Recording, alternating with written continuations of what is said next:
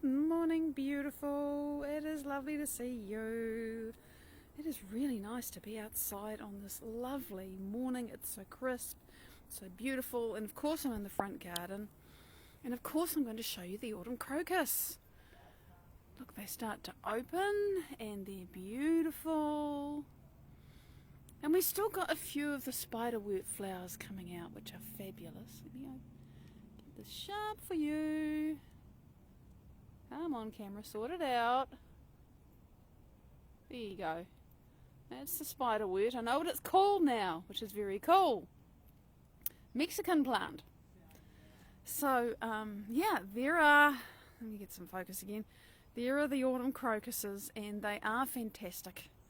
And they're a bit smothered at this end because I have a New Zealand spinach plant, and it comes back every year. It's not perennial, but it makes seeds, and it's taken over the world, but you can see they're coming through. I really have to put this thing somewhere else, but actually I think I'm going to move the crocus bulbs. So while we're here, let's enjoy the rose and the fact that there are more of them. I'm going to have to walk around and look at these. Here's the fabulous pink amaryllis, which smells so good. Morning, Linda. It is lovely to see you live. And it's lovely to see you with the morpho butterfly. I don't know who you are, but it's wonderful to have you on, so welcome. I love this. This is the late one. And they all smell very good. And we've still got these beautiful white flowers. And, you know, yes, they're starting to age, but just take a moment to look at this. See, it's kind of curly. It's a bit like lace. So, there's beauty in everything. Look at this one. It's just so graceful, and it's drying out. So, yeah, I really enjoy this. I still haven't done the great stem count, but there's a lot of them. You know, last year I know it got up to 30, so it makes a lot of flowers and it's fabulous. And this is at a time when a lot of other things aren't doing much. So here are the roses, which need deadheading again. They need deadheading all the time. And here are the Japanese anemones. And you can see more Luculia flowers in the background. Let's take a closer look at them. This is really the hot spot at this time of the year, and it's never actually been this good before, because the Luculia has never flowered like this before, because I always got the pruning wrong. And you just have to imagine the scent. It's pretty glorious. Yeah, it hangs in the air because there's no wind. And also, just look at this. Enjoy that foliage. It's beautiful. It's actually a pot plant from, I don't know, 30 years ago. Long story. But it grows very well outside, and look how thick the trunks are now. You just keep cutting it down. You can see that big trunk right in the middle of the screen is where I cut it off, and it always makes two sprouts and goes straight back up again. So it's very vigorous, and it can handle the New Zealand climate. So we got a few late flowers on the Wilhelm rose. This is a very old rose. It's not particularly happy where it is. I promised this rose many years ago I was never going to move it again, but I have to move it. It's not getting enough light, and it's not thriving. So, yeah, and there's the cherry tree trunk. The leaves haven't started to turn yet. They're still very green. Other cherry trees, the leaves are starting to turn, but this one's a late one. Late coming out, late falling down. So, it's just beautiful here. And today, oh, I nearly missed this. No, I've got to turn this around again. See, this is the white phylacterum with its wonderful autumn foliage, and yeah, I could probably take the stocking off from around it. You've got to stop it from falling over, right? But I love this. I love what it does with the yellow leaves, and look, there's a spider's web there. So yeah, this is the autumn garden. So today, I want to talk about speaking your truth. And this is an interesting topic, and we had a little conversation about this in a previous post a couple of days ago. And yeah, it's not nearly as simple as it's easy to think that it should be. Because, you know, we've all got a truth. We all know what it is. And it is human to want to express it. It's human to want to be seen, heard, recognised, understood, all of that.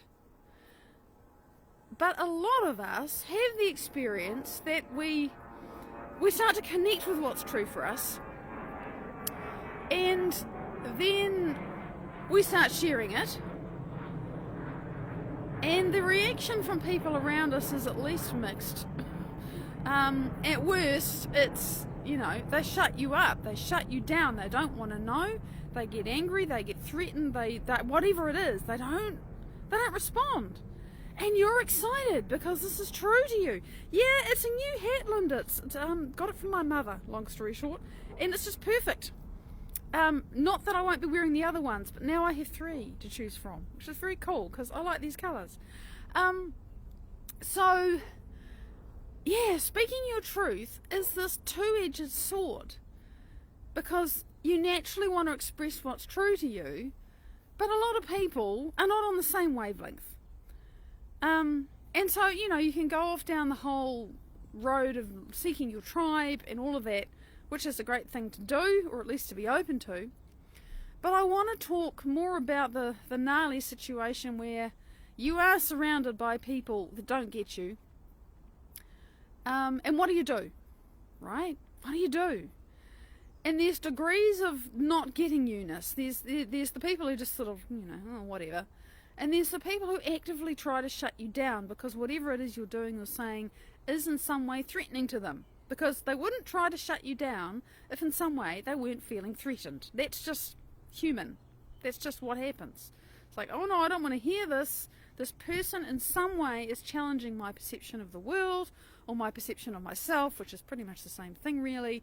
And I don't want to hear it. So, so what do?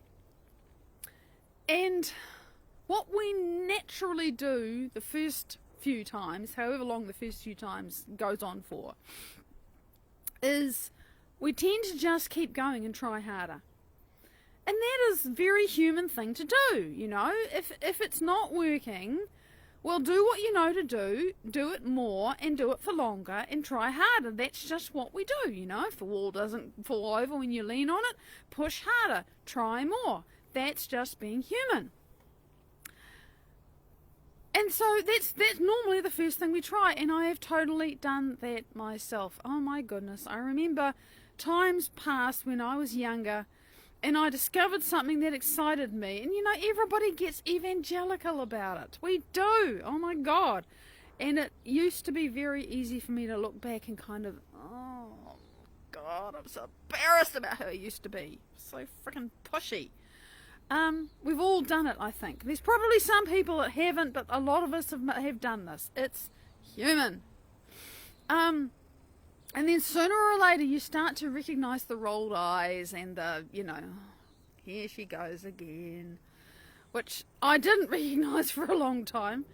And you start to think, well, gee, is there another option here? And what I eventually, you're totally dangling between the realities. I get it, Linda. I was thinking this would be something you totally relate to. And many of us do. And also, even if you are with people that get you, and this is my situation, in the last little while, I've become acutely aware of how out of step I am with everybody else outside of my little bubble. It's just amazing how it's just landed in my awareness like a freaking sledgehammer for a number of reasons. Like, oh God. So, there's always going to be somebody that you don't get. Because remember, if they don't get you on some level, it means you don't get them. So it then becomes a much more challenging is the wrong word. I can't think of a better one.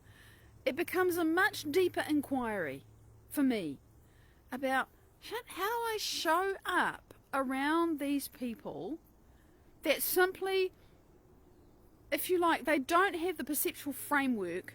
G'day, Jen! They don't have anything in their awareness that helps them recognise and understand what I'm sharing or what's real to me. Let's put it that way. What's real to me makes no sense to them. It's like somebody who is blind trying to understand colour. You can't.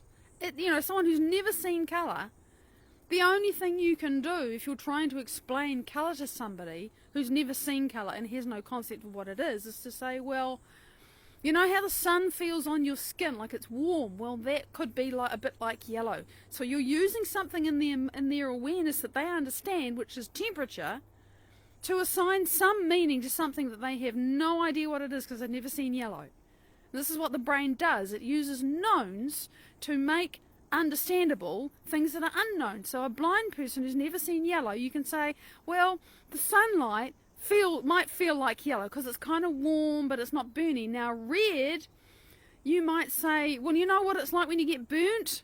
A really hot red, you could say that's red, or you could say when you feel lots and lots of love in your heart, that's red. Carry in, Mike, it's lovely to see you. Great to see you, beautiful people. Oh, that's lovely what the doctor said. Yeah, and he's right. Thank God for somebody who will say, yeah, you're freaking brilliant. That's awesome. So the brain uses knowns to make known unknowns, and if you don't have the thing in your brain that can connect to the concept that someone's trying to tell you, then one of two things will happen, really. You will either become curious, and you can only become curious if you feel safe. If you feel threatened, you're not going to be curious. You're going to run away, fight, or freeze. That's what happens. So you're going to get curious, or you're going to run away, fight, or freeze. That's all that can happen. And so the people who don't have something in their brain with which to make sense of what you're talking about, or sharing, or explaining, or demonstrating, if they don't feel safe, they will resist what you are sharing or demonstrating or whatever. That's just what's going to happen. And so then for me, the really deep conversation goes something like this, and it's not linear, and there are many pathways. It's like the branches of a tree, and you can go down rabbit holes in yourself. It's like, okay, do I get a sense that this person is even open to hearing or receiving what I might want to communicate with them at this time, in this situation?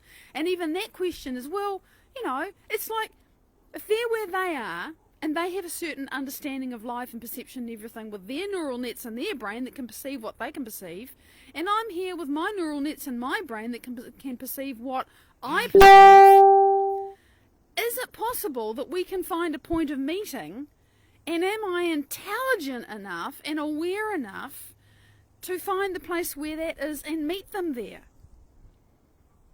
And if I can't do that, I'm better to shut the hell up. And in the last little while, I've had a few situations where I didn't recognise that I couldn't do that. And so I didn't shut the hell up, and people got pissed off at me. It's like, oh.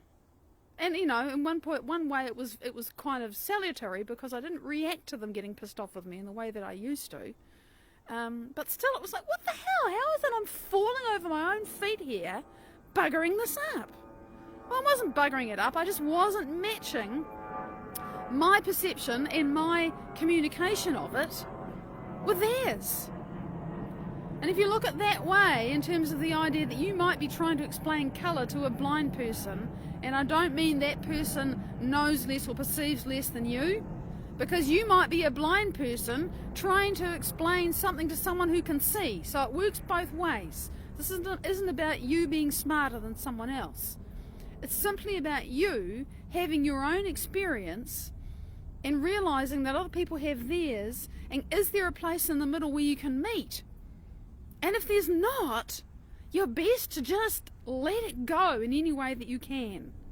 Now that isn't necessarily easy, and sometimes you don't have that option. Sometimes people are imposing stuff on you, and then, sometimes right in the moment, but often afterwards, because, if someone's pushing something on you, you can go into survival too, and then it's fight, flee or freeze.